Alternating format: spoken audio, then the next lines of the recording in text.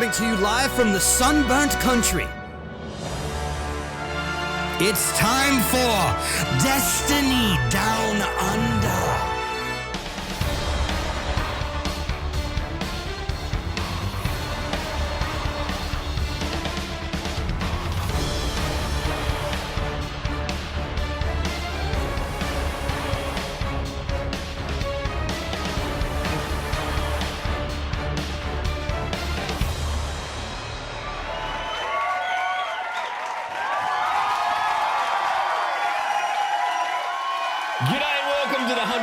Second episode of the Destiny Down Under podcast. I, as every week, am Log Power Slave. I never introduced myself as Real Time Sloth because he just blew a big vape cloud like a flog in the box below me.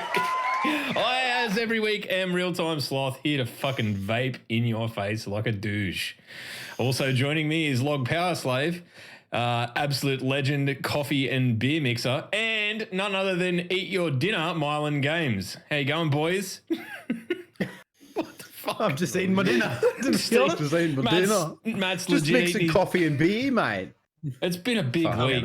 Get off my tits. if we were just 5 minutes earlier, you would have seen. By the way, Sloth, I read a comment that someone was like, someone congratulated you on your obnoxious burping.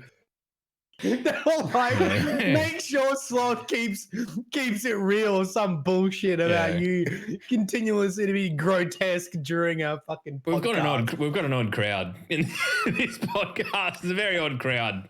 That's okay though. It's fine. I think we're a niche show. When your wife crawled into the fucking frame to like try to avoid being seen by the camera. Yeah, and failed spectacularly. Danny just opened that door.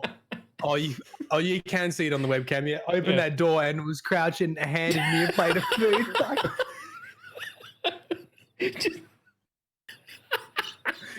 Take your food, Hollywood Games. Oh, wow. Anyway. Why did you change where our fucking pictures are in the overlay, you fuck knuckle? It's because we changed the call. It's because you are on the opposite sides. It's fine. It doesn't really matter. Christ. No, start again. Why? No, why did you do that? I can't sit. I can't do it. Fucking Adam, I didn't do it. Luke. This fucking Discord did it, mate. Discord did it. Take it up with those flogs, mate. I don't give a shit. You're in the opposite boxes. Guess what? It's probably going to be the way it is from now on, little darling. Anyway, what's for dinner, Matt? Roast pork. Roast pork. Roast pork. Pork. It looks like a fucking burnt chunk of fucking coal to me. Oh my god! Do not say that to the camera. Hold it up to the camera, please, right now. Oh yeah, there's a bit of fat on that. Yeah, that's all right. Yeah, it looks all right. Look at that. I only saw the blackness of it, so I thought it was. Of course, she was a bit burnt. Initially, it did look like it had been burnt at the shit house. Oh well. Anyway, it's been a big week. You know what we should do, Log? When we all go out for dinner, can't sing go out for dinner in a secret, super secret location. We should tell Danny that Matt said that it tasted burnt. Yeah, that's a great job. That's definitely going to happen. That's going to fucking happen. That's going to happen. Look at him, he's already crying. That is why you don't bring your other half to Cunsink dinner. Because I know you guys will throw me under the bus too. You absolutely will. I'll throw myself under the bus to get you under the bus. You know this. You would drive the bus and then jump out of the bus to also be run over by your own fucking bus. I'll be like Keanu Reeves in Speed, just fucking... driving the bus. Anyway, he's doing all right, boys. What? that was the question. We just got completely fucking derailed. You going all right? Sauce all right? Matty's all right. He's running on an empty stomach, and I'm all right. I just haven't had a whole heap of sleep, but we're fucking persevering on. The good news is, if you caught last week's episode, you already know about this, but we let loose the Beer Garden of Salvation event at PAX, and the registration Australia for it. And to be perfectly blunt, we have been catastrophically Inundated. overwhelmed by the response to said event. So as it stands, we thought, we'll put it out there in the wild and we'll let 100 people pre-order tickets, and if we get to the end of that, we're doing pretty well. As it stands, my sentence to Log was, it'll be a good problem to have. Let's worry about it as a good problem if it happens. if there's more than it won't 100 happen people if it turning up. happens. So What are we sitting at now? So we filled the we were entire going to- event. We filled the entire event we blew the fucking cap out to 120 people just because we felt a little bit fucking risky. And then we chucked on the wait list, which was something that we did just before the show last week wouldn't it be funny if we fucking filled this really quickly? we had a fucking wait And then we list. finished the show and it was pretty much fucking full. That was the deal. And as it stands right now, there is 120 people with tickets to the event and 160 people on the fucking waiting list. But the good news is this: I've fed all of that news back to PAX and everything, and we are working on something that will hopefully get everyone in on an equal footing. We're going to be able to share it all around, and we're not going to be caught in a situation where anyone's left out of the event, because that is the one thing that I fucking will not cop. If it gets to that point, then I'll do what I have to do in the event, and I'll come out and drink on the fucking street with the people who can't get in. You know what will probably happen? We'll probably be outside drinking with the fucking plebeians outside. They couldn't get in. That was probably what will happen. That would be the most Destiny Down Under fucking move we could ever pull. But fucking Sloth and his vaping, what a flog. Are you gonna vape at the beer garden? I'm banning vaping. I'm banning it. It's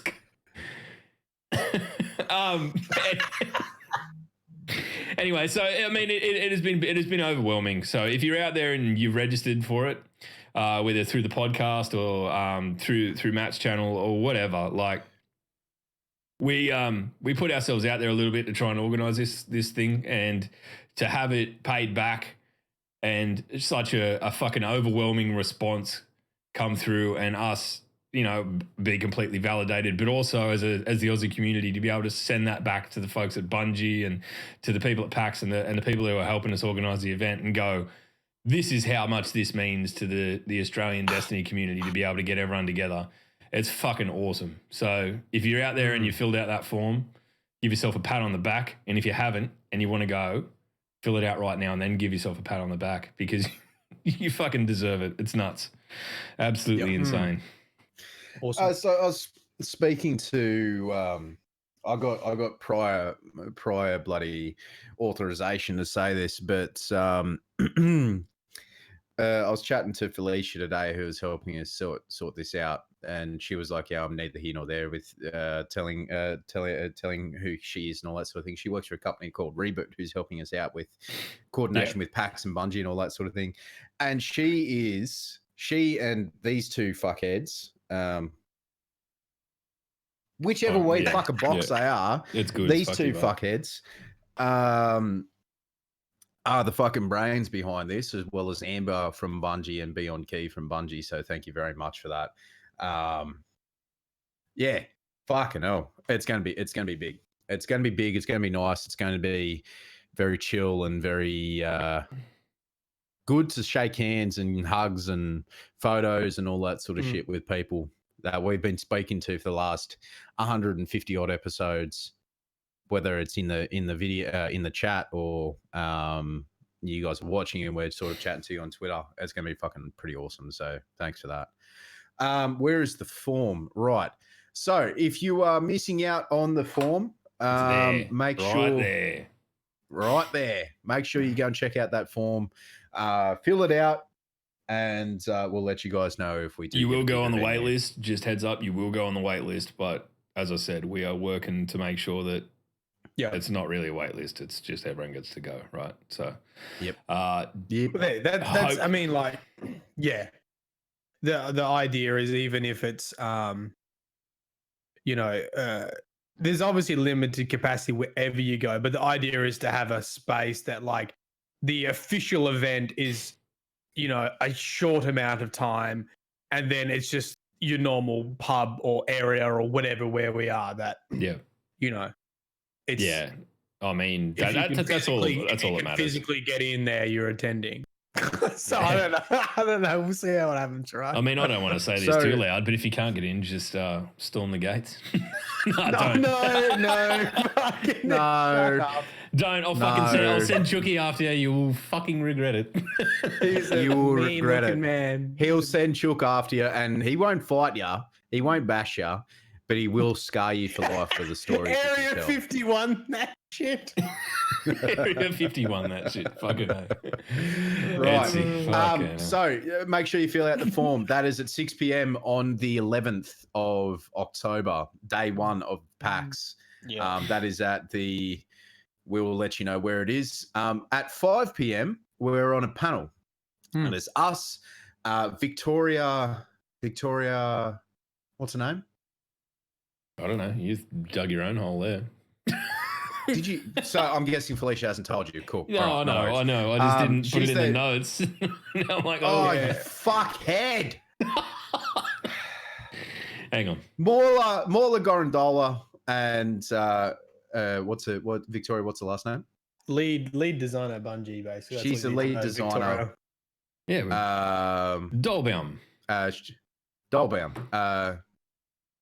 So there will be our special guests, the voice actor for Eris and the lead design from Bungie, with us, the DDU, and periodic table are running the thing. So don't turn up there expecting a panel that is anything like this show, because you will not get it. It will be far more professional. It will be far better put together. It will be superior to this in every way. We were trusted with the only thing we could be trusted with, which is beer. You did the piss up. And the piss up.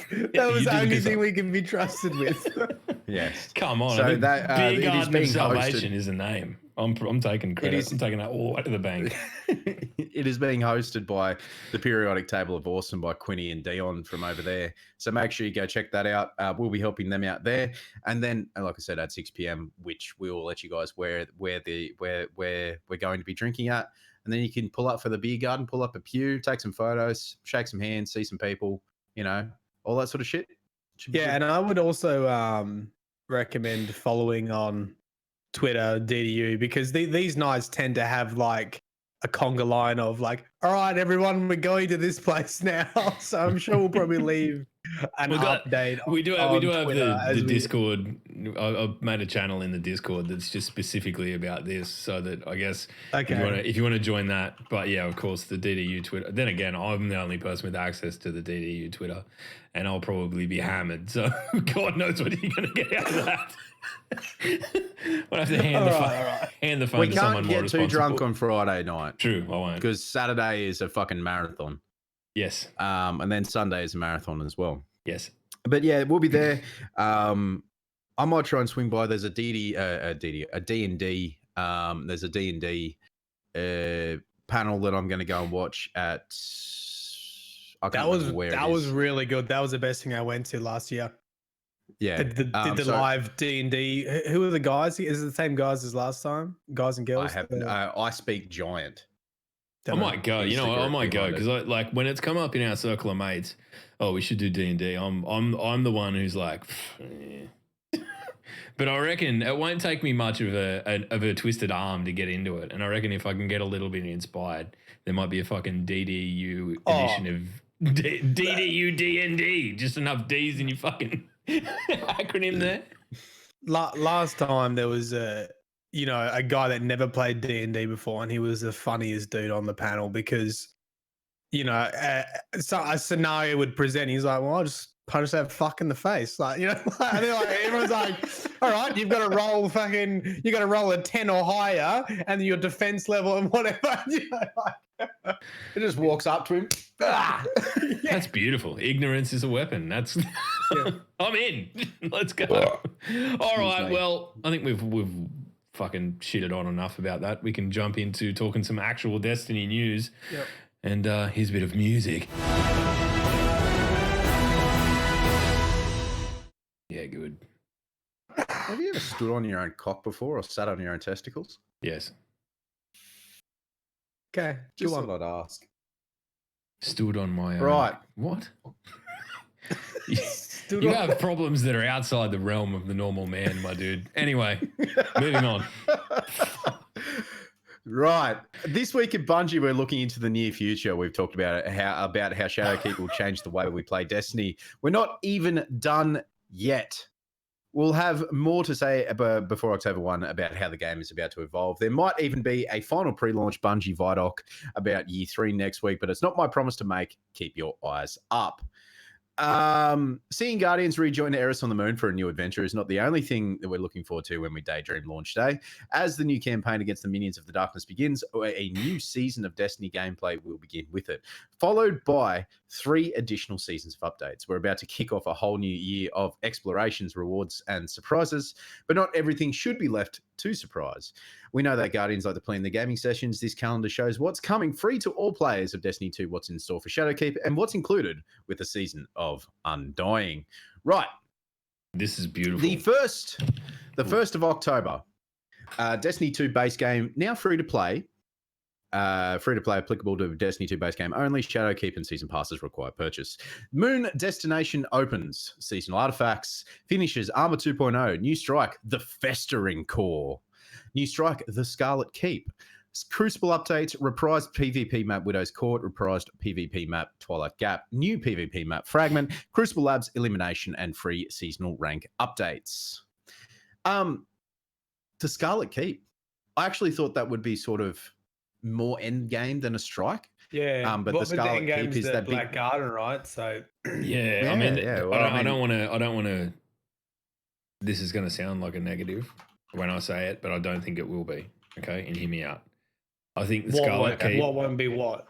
The Scarlet Keep will be much like the missions from Warmind. like Warmind and shit that we saw turn into strikes. Now that Yeah, I think in so. and of itself seems like a bit of a Zol's not that fucking cool or whatever, but I believe that Bungie probably learned a little bit from that. So we're not going to see the kind of issue of like, let's go and just fart on a fucking worm god and have it die, right? I just hope they make it fucking hard the first Anyway, we're all grown men talking about farting. Anyway. But they're the free seasonal updates, so that's available to everyone the way that I read it, which is nice. The 5th of October is the raid launch, and the Vex offensive begins. The 8th of October, Hero and Legend Nightmare Hunts, and then the 15th is Master Nightmare Hunts. What the fuck is a Nightmare Hunt? Well, I mean, that's what we don't know yet, right? Hero and Legend Nightmare Hunts. Hero and Legend. So, hold on. Do you think Hero and Legend is a way of describing the difficulty? Yes. And then you have Master? Yes. Mm. I think that's exactly what it is. Not as in I'm actually, not as in literally hunting heroes and legends like the Nightmare Guardians. Oh, hey. Okay, now you've thrown me. Do you think so? like You're saying that the Legend- hero and legend could be you are actually fighting the nightmare of a hero? Yeah, yeah, but unlikely considering it's got like Hive there, so that wouldn't make. If I'll tell you what, if I could make the Law and Order sound right now, like boom, fucking noise, I would absolutely do it, and then say it wrong. It's not going to happen like that. No, Right. So Hero and Legend Nightmare Hunts, like they could be very similar to the escape prisoners that you get from Spider at the moment. So they're just bounties, and I hope they're better, but they have shown they have a pattern of releasing something that could allude to something in the future, and they're testing. Yeah. So it could be something like that. Yeah, I reckon they would add to it though. If it's similar to those bounties, I think they might add a little bit because it's a hunt. I feel like, yeah, I guess the bounties was similar to that, but hopefully there's a little bit of story there, like with the hunt, or like with whatever you're hunting, a little bit more dramatic rather than just sort of seeing them in a strike. I was hoping it was something more hear me out. like a Court of Oryx type event. You know what I mean? Like, Well, hear me out. Like the Master Nightmare Hunts might be like it. That looks like Screamy Screechy Bitch from Destiny 1 in the picture, and maybe the Master Oh my Nightmare God. Hunts are the Screamy bitch. Screamy bitch. I couldn't remember, but like maybe the Master Nightmare Hunts are like Crota, Axis, Omnigol, blah blah blah blah blah. yeah, like yeah. they're the hardest ones Big because boys and girls. They're gonna Yeah, have to. big They're boys gonna and have to girls. occur in a bubble butt, right? Because you can't be on patrol, or, kicking around in the moon, and then up pops fucking Oryx. Just g'day, shit. That's Imagine not that. gonna. Run! I mean, it'd be cool. Just driving your Sparrow and you just get Just- clotheslined by Oryx. Fuck off. Or Crota just. I'm yeah, all he for pops it. out from behind a rock and just whack. Yep, I'm for it. I'm for, or Tolan just pops out and like bores you to death with his fucking voice, and then you fall asleep while you're riding your Sparrow, crash and die. That'd be a true nightmare. Anyway, The 22nd. The 22nd is the exotic quest, Leviathan's Breath. So that means our bow friends out in the world get to run triple bows. Yay. Leviathan's Breath. Leviathan's Breath is the heavy bow, which is nice. Festival of the Cost on the 29th till the 19th of November. The dungeon launch is on the 29th of October. dungeon PvP mode. launch. Can we talk about? Launch. We need to talk momentum about control. We need to talk about dungeon launch. Well, it looks like it's set inside the Red Keep or Doesn't the it? Scarlet Keep. It looks like it. It's very high-y. There's a gate or something. It looks very similar to the It looks very entrance of Crota's raid or Oryx's sort of What if- end game era. What if the dungeon is? Did the we know there Leviathan? was a dungeon before now? No, we did not. No. It had been alluded That's to, cool. but not confirmed. So you reckon there's going to be an exotic tied to the dungeon as well that we don't know about? Probably. I hope so. What would it be? Mm. If it's Why- a why I don't else know. would you do it? Think about it. If it's a hive dungeon, I don't know. I mean, then again, there's not really an exotic tied to the what do you call it dungeon either. Yeah, there was Last the Wish. exotic bow. The fucking bow. Oh yeah, of course. Never mind. I just don't know. Yeah, and you had Whisper of the Worm. The Wish Ender. yeah, Yeah. and Outbreak. Yeah. Yeah, right. So what hive exotic do we think could come back? Because they seem to be Old More- Necro, mate. Bring Necrochasm me back. Necrogasm. Necrochasm. The new PvP mode, momentum control. The exotic quest, the Divinity, which looks like another trace rifle. The first raid challenge on the 5th, and the 19th, the final assault of the Vex offensive by the Vex offenders. I like this. I like that that last thing. The 19th of November, we see like an event that closes out the season worth of content by the look of it anyway. Well, it looks so it's October to December, so that obviously that event goes for like 2 weeks or something like that. Yeah. But like major enemies coming through the gates, major public events, like maybe the whole moon area has like 6 to 8 people in per instance, and you have to defend something or kill something, which So, I mean, my only real main question is who wants to host 200 people that have come to PAX that want to play the content when this shit's dropping? When does it? Hang on. Who's got a PlayStation they want to share? Master Nightmare Hunts. Hang on. Yeah. Well, hey, let me leave it till next week because I might have something to say about that. Anyway, there's your little fucking tease. All right. So it just quickly, is that the Undying Mind in that? In that last thing, it looks very much like that god awful. Very similar. Oh, hold on. That strike that was Undying so Mind? awful that when we got it off PlayStation, we asked them to take it back. Oh yeah, that looks is. like he's had a bit of shit grow on him in the years since we've last seen him. Yeah, It's, because that mission's directly linked to the Black Gun. yeah. After you finish the Black Gun, the Vex try to reverse it with the Undying Mind. So not coincidence, it comes after the first raid challenge, which is the Black Gun. Hey guys, what do you want for the storyline? Do you know what we did in D1? Yeah, just do that again. Just do it again. Do that again. Just imagine if they did that though. The amount of people that would go recycled content. Oh, Shut God. up, you dumb cunts. Can someone please clip that one? We're going to need that for episode 200 anyway. If we get there. All right. Probably not. Let's push on, gents. Let's do the next bit. Slothy. The Shadowkeep sandbox update last week, we did a bit of a deep dive into the upcoming changes to abilities and supers in Shadowkeep. This week, we'll be giving a patch note preview to how your weapons will be fine-tuned. For this pass, the team put some love into a few exotics that may have been collecting dust in your vaults. On top of that, a bit of tuning has been done in how damage is applied to different targets in PvE environments. Just before we move on, there was a little bit of a note here from Reflex. The Divinity is a trace rifle that suppresses enemies and does more damage over time. Cool. Oh yeah, I like that. Sorry, yeah, I'd already more suppression in PvP. That's just what we need. More suppression. Sorry, that was mean. That was rude. In terms of how these changes will impact your PvP experience, a few weapons and archetypes are being buffed, with some seeing more aggressive range fall off to give breathing room to scout rifles and other weapons. Thank you.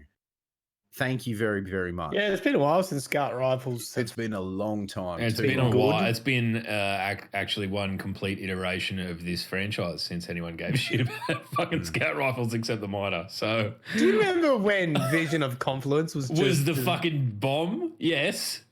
Yeah. Dude, I love that gun. I love that gun so much. Vision of Confluence. Oh, all right. Hang on. I got it. I mean, Vision of Confluence was outdone by Fatebringer, but it was a goodie. It was a good gun. I've actually got a few good scout rifles that I'm hanging on to, which is nice. Now, combatants, general. Minor enemies, rank and file, no longer take more precision damage than other enemies. These enemies previously took twice as much damage to their precision hit locations than enemies of higher ranks. You'll still deal precision damage, but this is now entirely dependent on the weapon, as it is for higher ranked enemies. Will this make rank and file enemies a little bit harder to kill? I mean, I vote yes. It sounds it. Yeah, it definitely sounds like the game has done a lot of stuff to make it fucking harder. That's for sure. When we get to the weapon changes, you'll see there's a few things that kind of balance that out too. So, I think this is going to be a lot of these changes are making room for Armor 2.0 to make sure that you have to put the right thing. Because there's no point having something that increases precision damage if they die with one shot anyway. You know? Yeah. With small enemies. I mean, you can really make sure they die in one shot. Yeah, legit. Oof, fuck off. 1,000 damage to just a thrall. I'm killing your fucking grandkids as well. Down the line. Fuck off.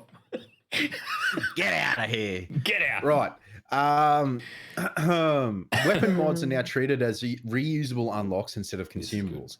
Any mods that you have in your inventory will be converted to unlocks. This gives the player the opportunity to play with different mods more frequently. If the only copy of a mod you have is already in a gun, you will need to reacquire it to unlock it. This is fantastic.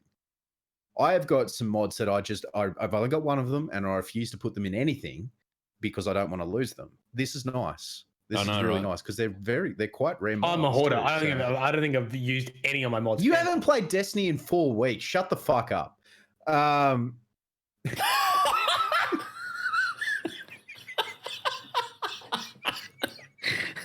For anyone just listening to the podcast, Matt just pulled the saddest lore face of all time. Doesn't the lore count? Doesn't it count? I don't know. They made a whole fucking website for it. It's not in game. Get that shit out of here. Oh, well. Anyway. Why you Right, always do this to me? Because you fucking deserve I'll it. see you know tomorrow. it. Yeah, mate. All right, let's go. Stay Right. on target. Auto rifles. PvE damage increased between 30 and 25% depending on the combatant rank. Lovely. Bows. PvE damage increased by 31% against minor enemies and 26% against major enemies. Fix an issue where bow draw times were displayed incorrectly on the inspection screen. Very nice. Hand cannons. PvE damage against minor enemies increased by 30%. Lightweight and adaptive hand cannons use a new firing animation when aiming down sights.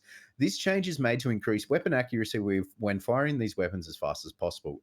Currently, players can shoot faster than the recoil animation with a 140-150 archetypes. So while the hand cannon looks to be fully reset from recoil, the following projectile will be shot as if the weapon was still in a recoiled state. Cool. Okay. Yeah, so really, so, it just makes uh, it the visual element of the gun lines up better with the actual performance of it. So cool. Yeah, Um, which is really nice. So the very first paragraph that we read about this was the minor enemies no longer take more precision damage. Yeah, but all of the weapons seem to have a PvE buff, right? Yeah. Like an across the board buff. So Mm-hmm. I think we're going to actually end up probably shredding through some of the lightweight minions and not have it tied to like complete fucking accuracy, right? Like the way this reads is that literally everything does more damage to anything except crit shots. So just go fucking wild with your fucking auto rifles. Spray it. But so like let's say like bows, right? 31% against minor is increase, like 31% increase. Yep. And a 26% increase against major. So does that mean the previous difference between minor and major was 5%? So that's why you've got the minor going up 31% and you've got the major going up 26%. I don't know. So now they're even. I don't know. It's a fair question. So the buff has evened them as well. Do you know what I mean? Yeah, maybe. Because the minor's going Maybe, up 31 and the major's going up 26. So Yeah, if the difference before was 5%, now they've been buffed to be the exact same. Look at this, Captain Maths Games. Quick math. Quick math games. maths. Quick maths Right. games. Yep. No, I'll allow this maths. Good job. No, I'm just confused because it says at the beginning they're not going to take any more damage. Well, they're not going to take more damage. Then the PvE buffs are like, so you're going to take 31% more damage and then 26 for majors. I So think like the when you minors read, are increasing. when you read between the lines with all of these, it just seems to me like they are wanting more weapons to be used in PvE, right? Like they want more guns to be viable. Like fuck, I mean a 31% increase to bows is fucking huge when you consider that It they're is really, a very really big, precise really big. weapon. Yeah, like what aren't Yeah, they it's going to great. one hit? Anyway, They're such a wicked weapon as well. It sucks that they weren't really sitting in a good place. I mean, we played a game. once you put the AOE on some of those ones, like the not the Monarch, that one, which is the poison lemon one, arc, yeah, the Lemon Arc. yeah. The lemon arc. We played a game of PvP the other night where all of us had bows on. There you go. It didn't go well. It didn't go well. It didn't go well. Yeah, no. There was a particularly shrill voice, just not very happy with things, but still might be kicking about in chat. Anyway, what were we up to? Machine guns. Thanks, man. Stay on target. Yeah. Right. Machine guns, PvE damage against minor enemies increased by 25%. Increased the effects of damage range fall off on this weapon archetype. The way this was explained to me was bipolar, nonetheless. Was it's better for Gambit. Far more range drop off on hammerheads and all that sort of thing, and which is good. Yeah. Yeah. So I think this one, this is what throws a spatter in the works. So I think someone in chat said, so minor enemies are getting buffed 25%. So that's just overall damage, not precision damage. Yeah. Mm-hmm. So the 25% doesn't apply to precision because then that would mean I don't know, but Best I've first. had a big week and you're throwing heaps too many numbers at me. You are throwing fucking too much at me, Matthew. All right, that's fine. Keep going. It's fine. Right. We feel like how you felt when we were trying to explain the season pass thing. I still get people coming to my stream going, was he fucking serious? Really? Yeah. I didn't think I was that bad. No, you were. You were. Do you know what? You really were. You know what? Side story. All right, When I was in high school, right? Here we go. It's been 15 seconds since our last tangent. Go. Honestly, some stuff just didn't make sense to my mind, and I would have to ask for explanations and get so angry at homework. And then eventually someone would say something and it would click like, oh, why didn't you fucking say that at the beginning? Why didn't you fucking Why say didn't you that, bro? earlier? That's called Yeah, learning. That's fine. called learning, Matt. that's what Yeah, it so is. why are you guys bullying me for asking questions? I'm not. I thought it was fine. Chat is. Yeah, it's just other people, not me. We would never bully you, Matt. You know that. We got your back. Anyway. No, we would. I absolutely would. That was the subtext of the joke, Sloth. Thanks for ruining it. Yeah, no worries. I'm good for explaining jokes like that. Right. Pulse rifles. Hey, the dad rifles. Let's go.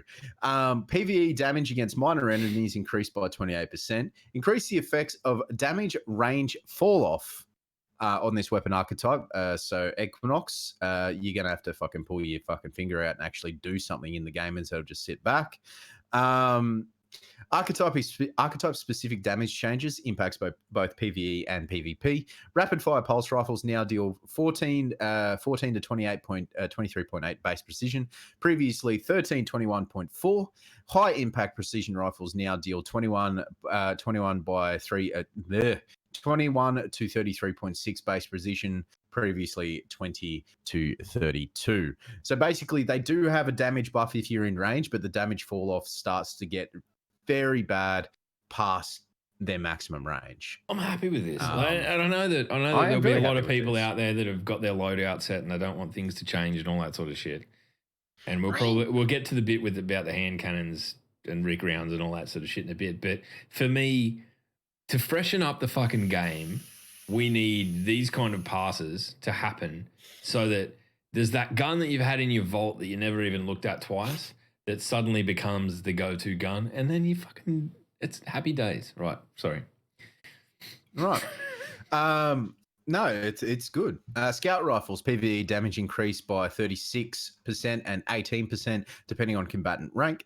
Sidearms, PvE damage increased to major and minor combatants by 16%. Sniper rifles, PvE damage increased by 47% against minor enemies and 20% for others. Excuse me. Lovely. Exotic sniper. At least I fucking leaned away from the mic. Stop your bitching. Exotic sniper rifle. Exotic sniper rifle per damage bonuses have been modified to compensate for this change, and they will not receive the full benefits as a result. So that is your Whisper, your Darcy. Any other exotic snipers? Borealis. Borealis, yeah, that's it. Yeah, like Snorrialis. That was low. You even feel bad for that. You should feel. I'm going bad to give for that a big. That was not good. Izanagi's, that's it too, yeah. Submachine guns, PvE damage increased by 22.5 against minor and major combatants. Interestingly enough, aggressive frame, remove the intrinsic perk of deals bonus damage at close range. This bonus was 10%, but was unintentionally always active.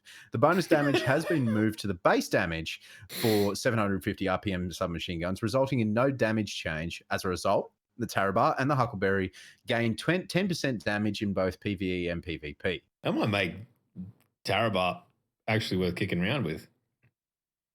Yeah, well, I mean, Tarabar, and then, I mean, you've also got Recluse, which is still very, very strong, and Recluse is 750, I think. Let me open up.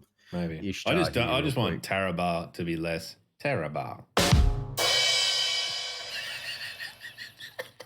What is wrong with you today? I don't know. Why I'm you do tired, this? Matthew, and I'm Why drunk. you- I've been at the pub. Why you- Anyway, Why you why do are you this? like this? Why are you like this? Dual Why do you SMG like Crucible it? incoming. You're not wrong, mate. You're not wrong.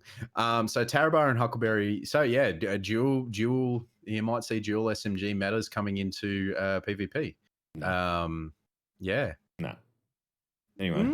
I mean, they're bringing up all of the weapons. So all of these changes, especially with what we're going to cover next, is Sweet Business. All of these changes are bringing everything up to around about the same level instead of like one high, super low, one low, super high, blah blah blah blah blah. It seems that they're trying to bring it all up to the meta, and how you play is how your loadout should look, or how you play, or what you choose, and what complements your play style. Means that you can use a wide variety of weapons rather than just the meta. Well, that's the end This goal, is- right? That's the end goal Well- of all of this shit. I almost think that they tried to do this when Destiny 2 launched, but they didn't They did. have the armor to compensate for it. So when they leveled everything off, it was just fucking boring. But now that you start to sort of try to bring everything to the right level, you actually have the armor to customize your loadout, Yeah. actually make it effective. So everything sort of Mhm. sits at that level, and then you can really pronounce to you to make you can it pronounce the godly. effective things based on Yeah. Armor 2.0 and all the cool shit we get to do with that. I Okay, like a it. question that has arisen from my previous statement is that Master of Arms needs a rework quite badly, and so will Recluse still be the meta, or will it be nerfed? I don't think Recluse is the meta at the moment. I legitimately believe that it is not the meta at the moment. I legitimately believe that You've killed Log. He's Yeah, crying. yeah. I've been killed by more NFs. I've been killed by more NFs and more fucking snipers than Recluse has been. That's because you hang at the back of the map with Recently. the sniper rifle out, mate. You go near people, they tend to fucking submachine gun you. Anyway, Well, they've got to get close enough first. we're all I entitled. love the chat. Slug, you on the gear, mate? You're on the fucking gear, mate. What's in that fucking vape, mate? Fucking That's funny. It's actually a no, duck's no, no, no vaping. You know what fucking triggers the shit out of me. Anyway, right. this will go down Exotics. in DDU Hall of Fame as probably the episode with the, The least worst take direction ever. of all time. All right, cool. Smile. Smile and wave, boys. Smile and wave. Right. Exotics, Sweet Business. The increased magazine size from 100 to 150. They've increased the PvE damage by 15%. High caliber rounds have now been replaced with AP rounds. Damage changed from 15 to 21.2 base precision, previously 13.21 to 21.14. This weapon no longer requires you to be firing when you pick up ammo to have it automatically reload. With the changes to Lunar Factions and the changes to Rally Barricade, Dude, that could be fucking it could rude. be very, very rude. Especially if you Very, can do very, that thing where very you can rude. manage to just stick far enough out of the bubble that is going to become an absolute bane on everyone's existence in the Just- Crucible. Just the tip is out of the Yeah, bubble. just Just the the tip. tip. But Matt, the tip is enough. Mhm. All three of us have that issue. Can It's you all right. imagine how, Hey, can you imagine you- how funny? Can You'd you be imagine how- surprised where you can get done with just the tip.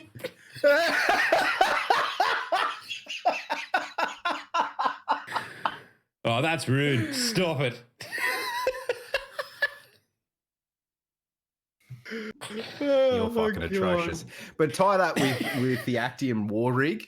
Tie that in with the Actium War Rig. That gun is going to be very boom. insane. And that's Very, an very exotic insane. that's really just been sitting on the shelf, right? There's been no real reason to use it, but yeah, cool. Gravy Lance. You've the just gravy ruined Lance. Sweet Business, and it's called Sweet Business too. So for every time I pick up that fucking gun and see someone poking it out of a fucking Titan bubble, it's over. Being a The man. bunker Oi, strat, hey. but just with multiple titans poking out. You Just like just got to a remember, bunker. man. The tip is deadly. Stay away from the tip. Fuck, hell. Simple as enough. I mean, Log and I both have kids, so I mean, it must be. Right, PvE.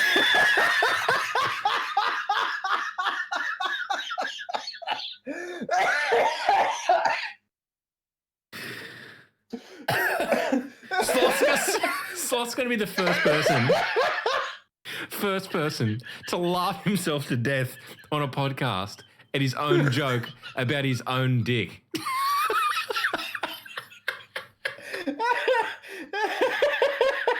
Fuck this. I'm going to get a beer. I'll be back. Oh. I'm crying. All right, keep going.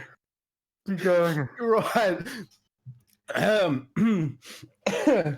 Whew. Right. Graviton Lance, the PvE damage has been increased by 30%. Sunshot has been increased. The magazine size has been increased by to 12. Vigilance Wing, PvE damage has been increased by 25%. Crimson, the damage has been changed from 19 to 30 base precision. It was previously 13 to 24, which is a huge increase. And they fixed an issue that was causing this weapon to deal higher flinch than intended. Now, I didn't know that was an issue. When I read it this morning, I was actually quite shocked to see that I haven't seen more Crimsons in PvP because of that. Yeah, I mean, I can't. Crimson? Sorry, what did I come in on? Yeah. Crimson shit. About it Right. causing higher They fixed- flinch than intended. Yeah. Yeah, I mean, they need to do something with that gun because it's so unique in terms of it being the burst fire fucking hand cannon and the red death replacement, and its perks are relatively fucking OP, but still, I hope they managed to fucking get it back into the. I really enjoyed it back when it was good. I agree with Ed. It was when it was on, like, using a controller, man, it was deadly. Yeah, it's shit ass. I definitely struggled with mouse, but controller, man, it was nasty. No, you know what? Maybe we leave it that way. Controller gets something that can be their gun, and it just because there's a lot of the meta these days is dictated by what's incredible with the mouse and a keyboard because it's PC driven. But anyway, let's have a look. Merciless fixed the missing aim assist stat for this weapon. Didn't even realize that was an issue, but when was the last time I used Merciless? Ace of Spades, Memento Mori's damage bonus is now affected by range fall off. This is actually very, very big. Ace of Spades is one of the bigger weapons that I personally get killed by in PvP. I see a lot of people complaining about it on Twitter and in streams and all that sort of thing. With the change to Memento Mori going away, if you holster the weapon and then the range fall off, I can see a lot of people who have been using it for Memento Mori, putting it away and using something else.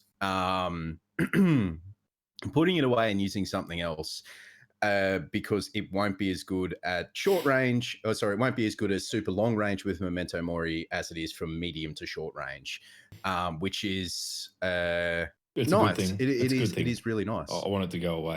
Aggressively want it to go away. I'm sick of it. Lumina, Noble Round should apply their buff to allies more reliably now.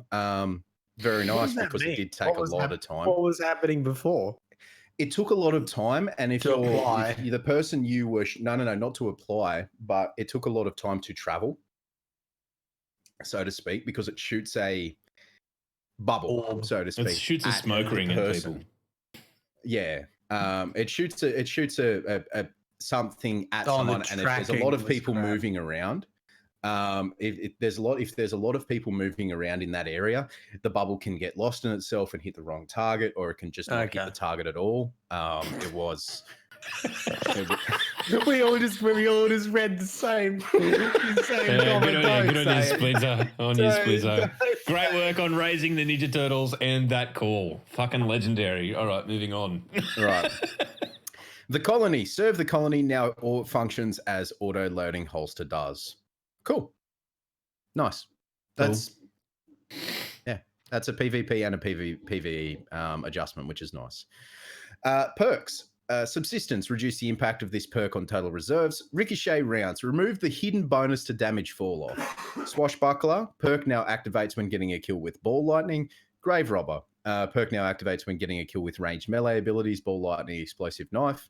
1-2 punch, reduce the effectiveness of stacking 1-2 punch and cross counter liar's handshake.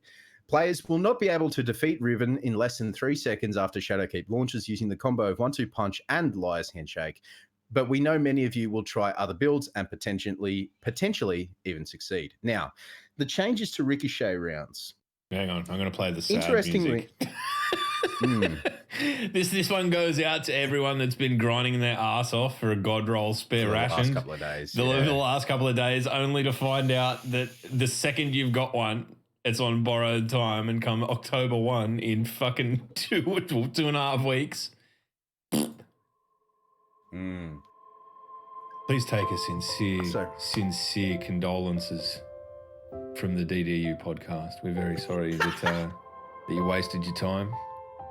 Not everyone could be blessed with incredibly good luck and get these rolls just without even trying. So I'm just going to say sorry, and that we hope you find comfort in accurized rounds or high cal in the near future. Anyway, thank you. Moving on. I'm giving the finger to Log because he had this fucking god roll spare ration sitting in his vault for how long? Months. Probably months. Yeah, like months. And he legitimately goes, oh, I just don't have a hand cannon that I can use that I really enjoy. And he goes, oh, what about spare rations? And Maxi goes, what's the roll? And he pops off this roll, and Maxi goes, you motherfucker. Yeah, everyone abused me. Just poor old me, just getting abused. Anyway. Right. The changes to Rick rounds, kind of big.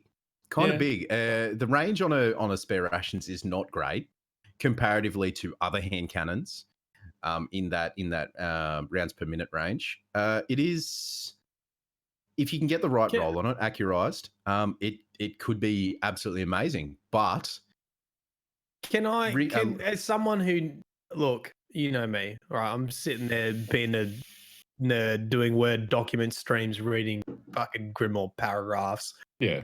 What was the big deal with Ricochet rounds? Why was it so good? It was basically a inherent buff to your range.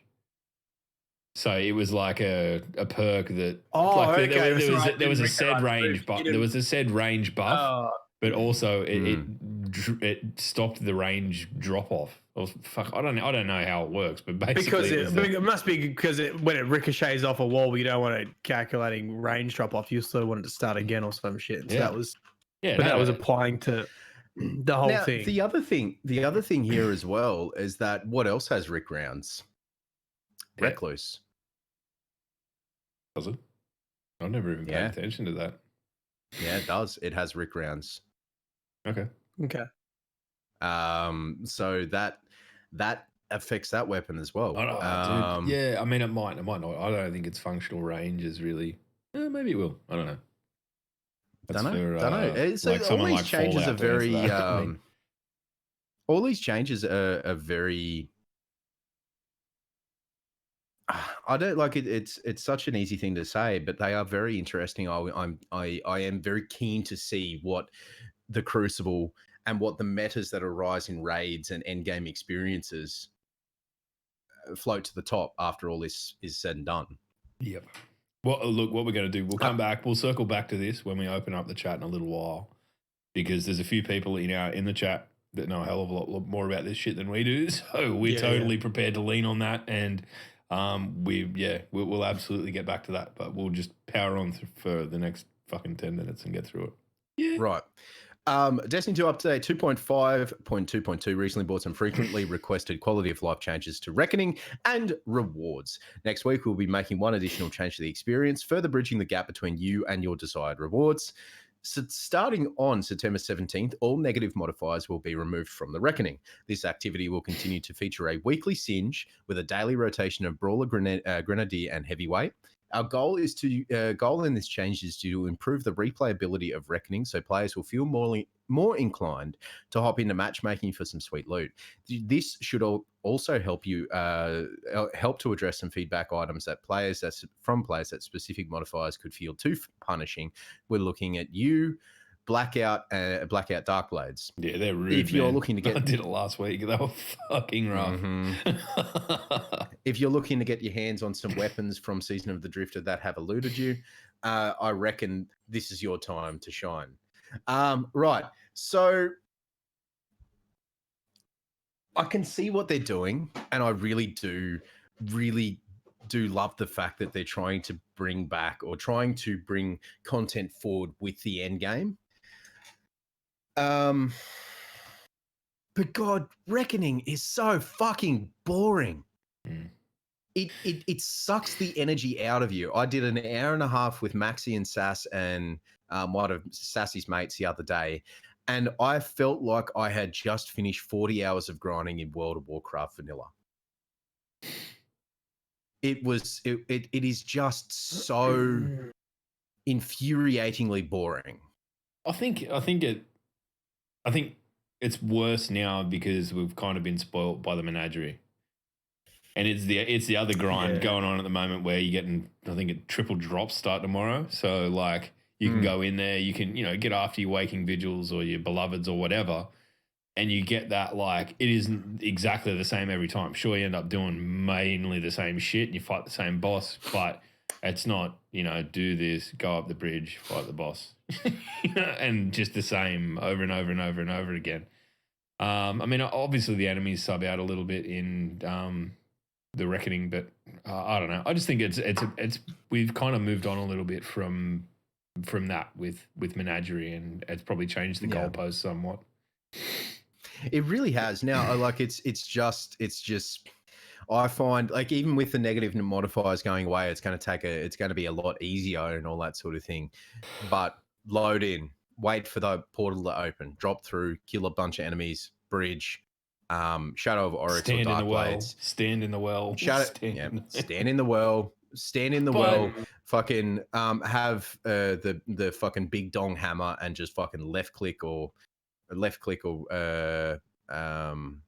trigger to hold him in place while everyone fucking DPSs. Yay. Yeah.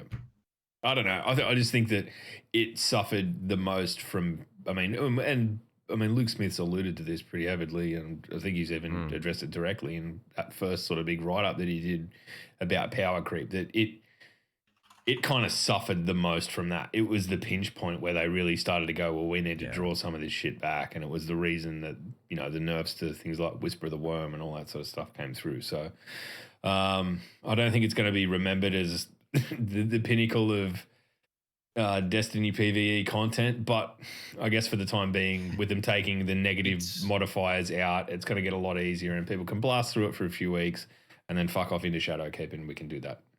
Well, you can get your god rolls. There's triple drops because of the community event, and the question was raised by DC147. I wonder why Bungie are putting the focus on fixing Reckoning now. They want to keep people in the game.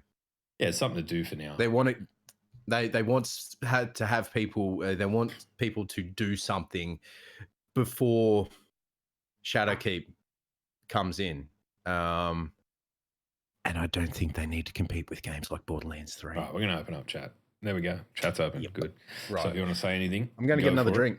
That's cool.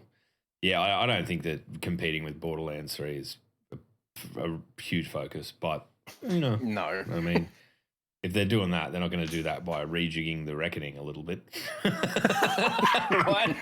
Like, no. Hey guys, remember that thing you've done before? Yeah, well, now it's just a little bit easier. You should do it again. You might get that gun you want. Have you ever thought about doing beer ads before, Log? What, just with his voice? Yeah, because I always felt like that was, it's like beer, but just a little bit better. Like, He's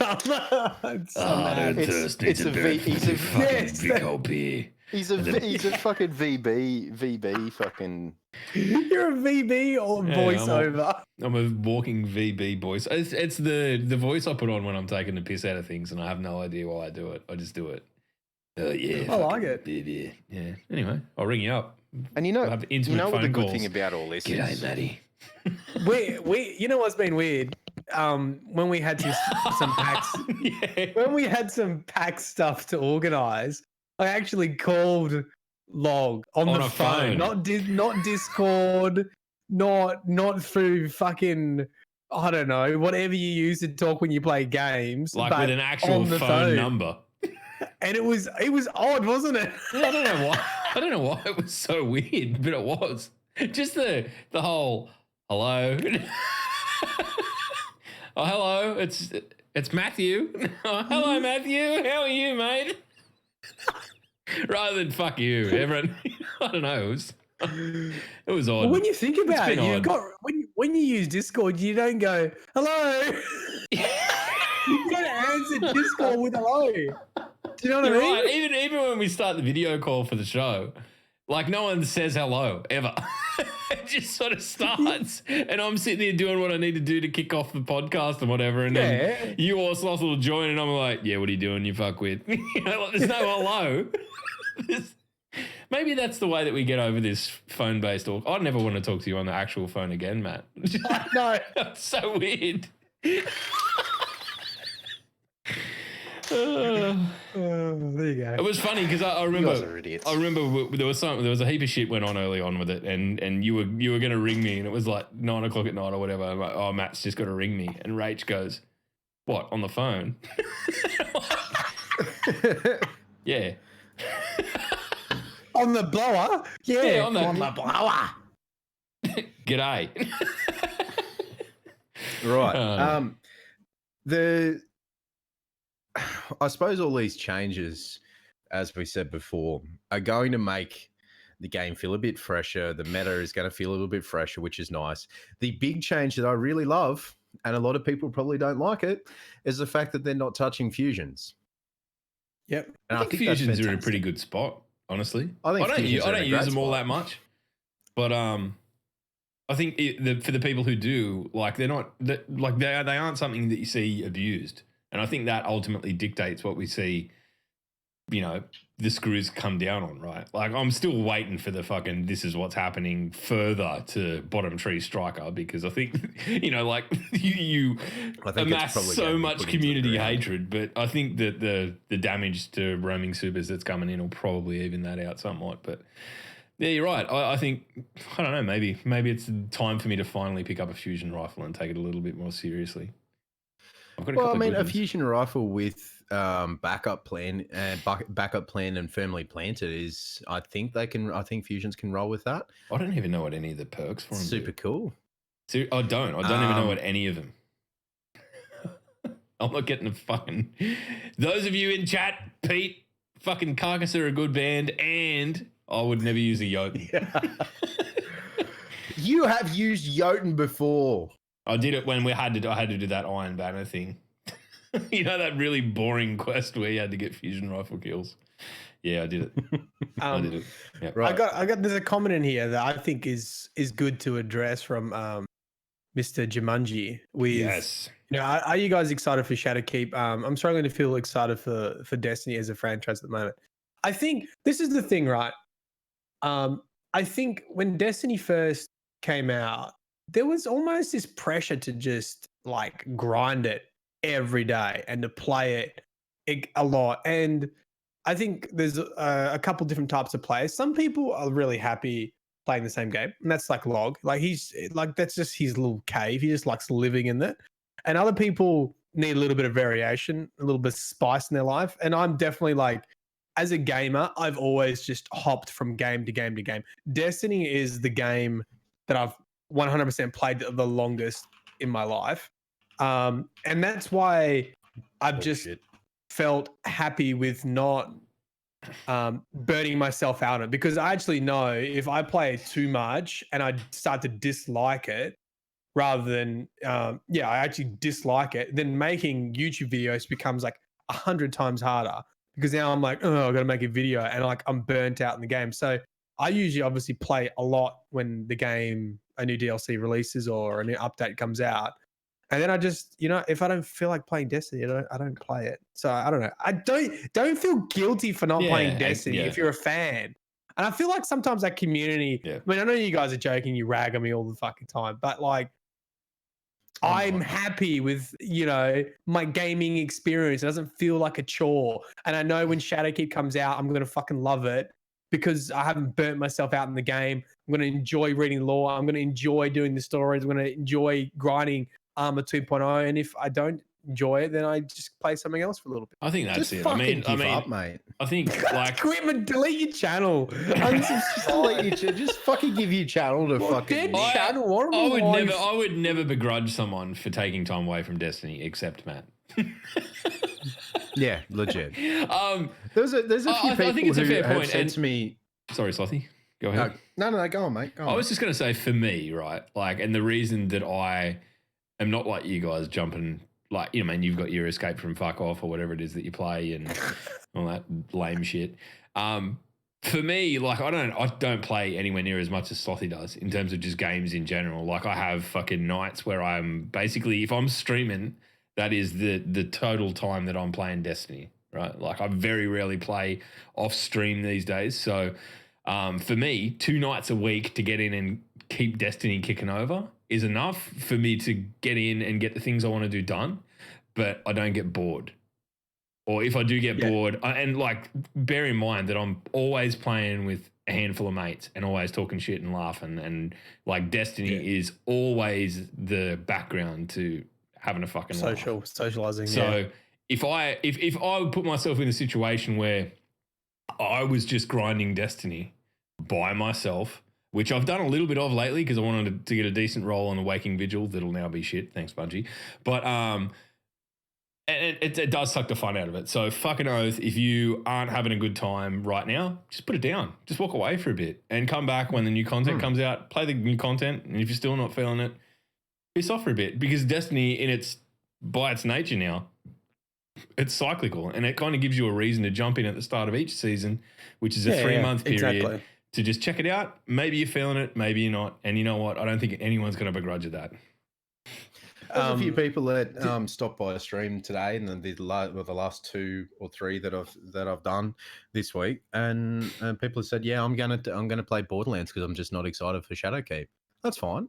Yeah. When Shadowkeep does launch, you have access to the moon straight away anyway. You don't have access to the story, but you have access to the location. You have a bit of a look around, a bit of a search, and see if you want to get it. Yeah. You just take games a break. should never feel like a chore, and you should never feel like not. You have like. That was one of my biggest things when I started YouTube, and I put pressure on myself to, like, I have to do this, and like, I'm obviously, my personality, I am not the YouTuber who's putting out content every day, and I'm not the YouTuber who's doing the raid on day 1, or doing pinnacle content. Or doing the raid.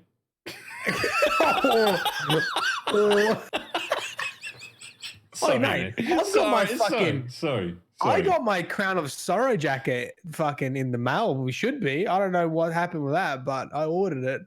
I got carried through. You got carried through it. Shut the fuck up. Yeah, by Ninja, I'm pretty sure. Yeah, I know. Right. The big thing as well. A lot of people have sort of touched on this recently, at least in my community and all that sort of thing. But the definition of a casual in this game doesn't exist. Yeah. Like, people say, like, if you only play fucking 10 hours a week, then you're a casual. I mean, at this current point in time, in this state of the game, 10 hours a week is still quite a bit for Destiny, and you're not hardcore. And people always relate streamers as the hardcore players. So your gigs as your ninjas, your fucking blah blah blah blah blah, your J Snipertons and all that, and your auras and all that sort of thing, that only play Destiny, but they play Destiny because that's the game that they play. That's where the community is and all that sort of thing. But it really annoys me when people flow in from Twitter and all that, say, "Oh, I only play 5 hours a day. I'm a fucking casual."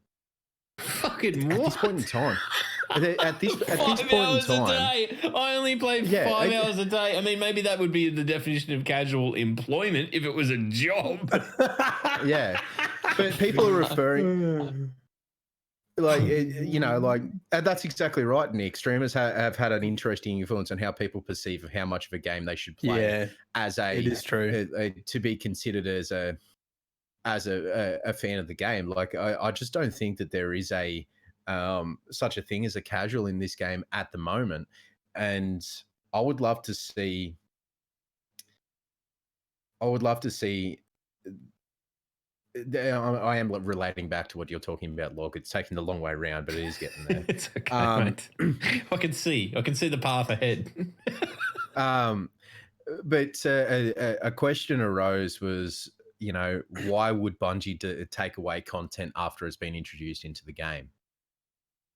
With the amount of content that they can fit into 2 months, I think on average about 8 hours a week to get through PvE and PvP content, especially endgame content.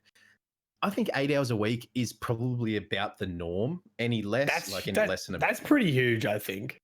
8 hours a week. And that'd be about where I play. Honestly, that'd be about where I play. And that's I write scripts for 8 hours a week about fucking lore. Does that count? Fucking no. But I would I love the fact that that people they can play 10 hours a week and they can get through the content, they can get all the unlocks that they have, and then the content goes away, and I'm okay with that. And you know what? Obviously, there's a balance there to be struck, Slothy, and I think that's what you're getting at is that Thanks, this perception of a casual gamer-verse, a hardcore gamer-verse, whatever, when it comes to Shadowkeep and the way that content cycles through is kind of, I don't know. I mean, I think it's up in the air, and I think we're probably going to have to revisit it. Obviously, there's all this sort of dumb flex shit that gets, written into this sort of, oh, you fucking filthy casual. Anyone who says that probably out there writing mean-spirited fucking comments on Reddit like an absolute fucking tosspot. So I wouldn't take it to heart, but... all right. Anyway, thanks for bringing that back. Thanks for bringing that back around, because I didn't know how I was finishing that. Yeah, it's fine. That's fine. And you know what? The funny thing is that I took on a bit of sloth there and just started attacking people on Reddit just out of nowhere. I just had this visual, this visual of just sloth just slowly plodding down some fucking garden path, and then eventually just right turning off into a forest. Max just and then Log comes running in, fucking grabs him, pulls him back. Hey mate, over here. Actually, while we're on the subject of sort of casual hardcore shit, I think it's a fair touch point to jump back to your question from earlier on. He said he hasn't heard us discuss what we thought of the 3v3 playlists and that. So, I mean, obviously that's Destiny's PvP reverting a little bit to the classic hardcore structure of the days of yore, the days of old. Personally, I think it's a good thing. I do have a bit of a concern about the maps being designed for more players, whether or not it's going to be how they're going to force people to come together. You don't think? But they're not, though. No. Well, I mean, Widow's Court and Twilight Gap, they were fine for 3v3 in trials. Yes, they've been revamped a little bit, but they still look exactly the same. The lanes are still very, very similar. I think for 3v3, it's going to be perfectly fine. The only map that we don't know is the new one, which was Fragment. But all of the maps, all of the current Destiny 1 maps that are year 1, year 2 maps are made for 3v3. And I see competitive being very active, so to speak. Yeah, I see it being very, very, very active. And I think it's nice. And again, Bungie have a track record recently for testing stuff for future content. And maybe 3v3 is a test for some semblance of a return of that ever evasive T word. You know what I'm going to do? The second they announce they're bringing back trials, I'm marching straight to Reddit. I'm typing in, I don't want fucking recycled content. Nah, nah, nah, nah, nah. I hope they bring the fucking shit back. God, please. Anyway. But the one thing that I will say for Shadowkeep is, and this is something that I've brought up before, with the game going free to play and quick play being part of that free to play model, I am fearful. Even though Bungie are the ones that came up with the idea of not allowing overlays in the game, so you can't have Discord overlays and all that sort of thing. Yeah. But I am fearful for more fuckwits, cheaters and fuckwits in the game. At least on PC, in PvP, and it's gonna put a lot of people off. I think obviously I'm really hoping that's not the case, but my concern is that people could create an account on an email, right? And then just play through to the pinnacle of the fucking PvP and then sell the account. And that is going to be a fucking toxic shit fight of just there will be an endless procession of absolute freaks coming through the ranks, and I don't know where that. They don't have access to competitive. They don't have access to competitive. I don't believe. No, I think it's only QP. Okay, I think only QP is. I don't think labs and competitive are access to the free to play model. Okay, I'll have to double check that, but I am 90% sure it's not. Okay. That being said, like people just go into quick play just to fuck people up anyway, just for shits and gigs. Like you see it in other games all the time. Sorry, I had a company contact me multiple times to advertise. I guess, do you call it account recoveries when it's just like, we'll get Thorn for you for $100. We'll get that is account recoveries. Yeah, whatever you want to call it. Paid account recoveries. Basically, it was a website that just sold that. It'd be interesting to see if that stuff increases with free to play. But I guess they weren't. They were just using people as I guess they could. Yeah, maybe it wouldn't increase because. Or maybe it's board accounts, just the same as Overwatch. Like you can buy masters and bronze accounts for the same amount of fucking money. Like maybe you just buy a fucking account and you just go, "Yep, here you go. There you go. Anyway. You've got your thingo." But that's the thing. That's the thing that really sort of frightens me about the future of PvP. And if what Coordinator has said, pretty sure all Crucible is for free to play players, then competitive is going to be fairly dangerous to be in. Aura raises a valid point. That's an interesting point. But they won't give away their Steam credentials for the PC. Quick question. Raid, the Black Garden. Yes. Are we looking at a size of Last Wish or are we looking at a size of Crown of Sorrow or somewhere in between? I don't think it'll be Last Wish. I mean, I imagine it'll be closer to Crown of Sorrow. I think it'll be the yearly model for the really big. I guess this is because we had. Well, I guess it was meant to be the big release, right? We had. This is the Forsaken release, so to speak. Yeah. Okay. I was like, no, it won't be until September. Wait a second. Wait a minute. This is a September release, but it doesn't feel like it's.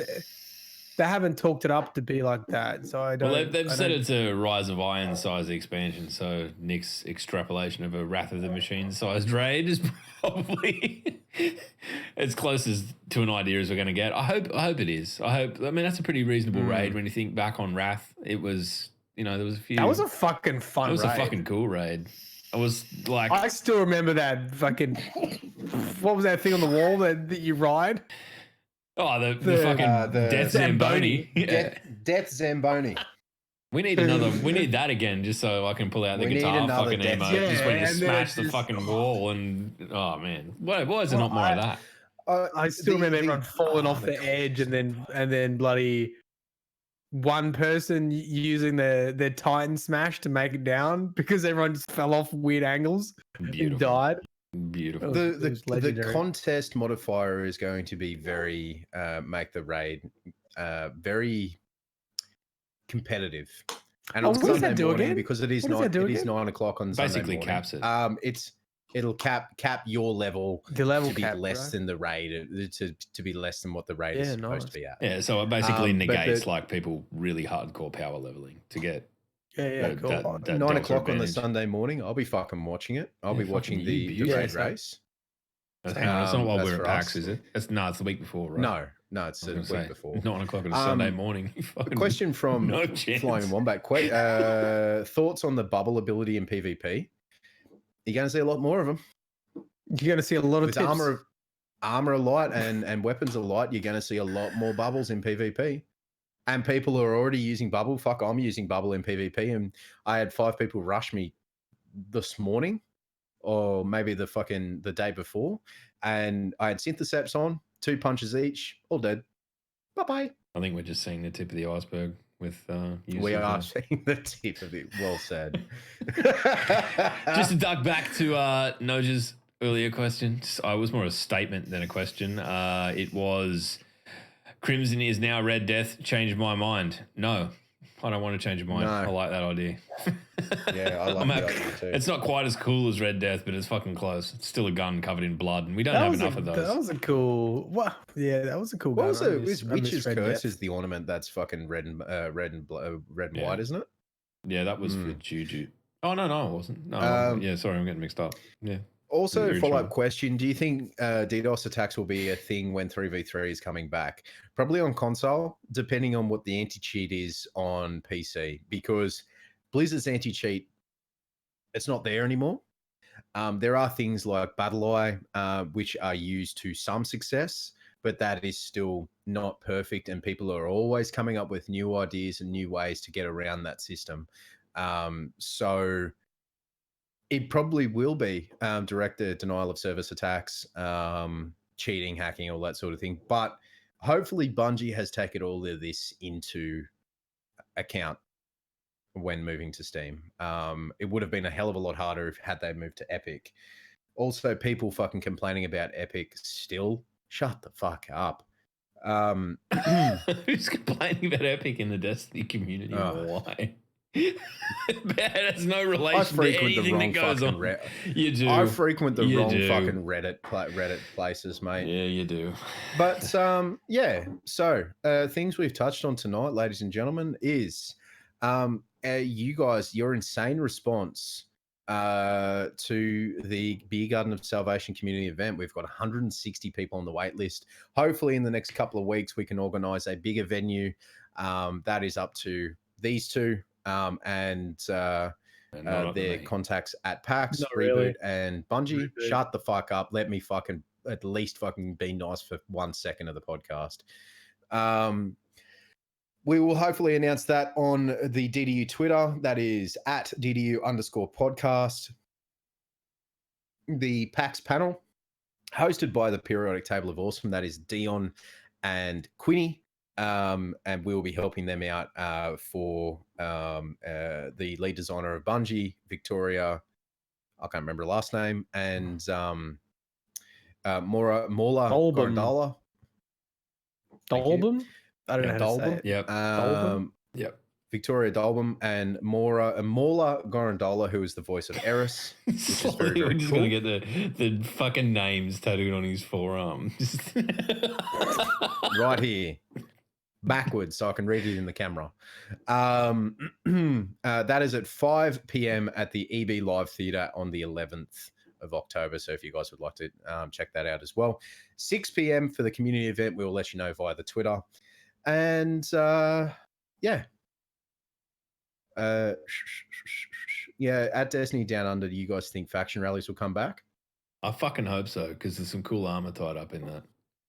Yeah, and some really cool is. shaders, and I'm all about the fashion game. They got to be working on the Allegiance quest stuff. I mean, faction rallies in that sense, but not in the original way it was run. Yeah, no, I don't think we're going to get faction rallies back. Like go and run fucking public events, or not public events, but you know what I mean, the lost sectors and bullshit.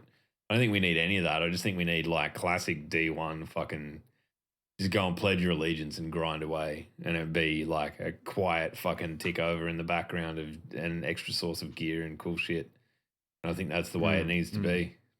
I think everyone would be happy with that if you said that was what was going to happen. Of course, fucking Pete is dead orbit. You corpse paint wearing carcass listening to son of a bitch. Right. Ladies and gentlemen, I think that's about it. Unless you guys have got something to touch on. I mean, that's the stuff for Destiny. I think that's probably fine, unless you want to chit chat about other do you games. Do you want to touch on? Well, Borderlands 2, Borderlands 2, Borderlands 3 has made a release. Fantastic. If you're enjoying it and playing it, good on you. I don't think the three of us will be playing it. What's this Cube World about? Have you seen Cube World? It's like Minecraft. I don't know. I've seen people playing it. Blank stairs. No. Right. Don't worry about it. Anyway, more on Cube World next week. Well, Log and Sloth go and figure out what the fuck it is. Question mark, is that the only shirt you own? You know, I had 2 meetings this week and I wore the same collared shirt, and I said to my supervisor, I take the Steve Jobs approach to my closet, and I only have one outfit per type of event. I've got smart casual, I've got suit, and then I've got casual. That's it. And there's only a handful of clothes in each of those categories. He has 5 copies of that shirt. I actually have 2. I have 2 copies of this. And because YouTube made me when I got this, I was actually skinny. And when I, put 20 kilos on fucking being a YouTuber, there's the only fucking fat shirts that fit me. So stop fat shaming me, Aura. I've got 50 kilos on you at the very least. Shut the fuck up. Yeah. I'm not calling you fat. You were, though. Right. Ladies and gentlemen, I think that's about us. I think it fucking definitely is. Yeah, right. If you would like to ask us any questions, please let us know on Twitter at DDU_podcast, at Mylan Games, at LogPowerSlave, at Realtime Sloth. If you are listening on audio only, thank you very much for your continued patronage. Let us know on Twitter. If you're watching on YouTube, let us know in the comments below if we haven't missed anything, question, queries, doubtful points. And hit that like and subscribe button. Make sure you share it with your friends. Make sure you hit the bell. You won't get any notifications because YouTube can suck the darkest part of my lily white ass. And to our live audience, to continue on with what we were doing at the start of the stream, go fuck yourselves, and we'll see you next week.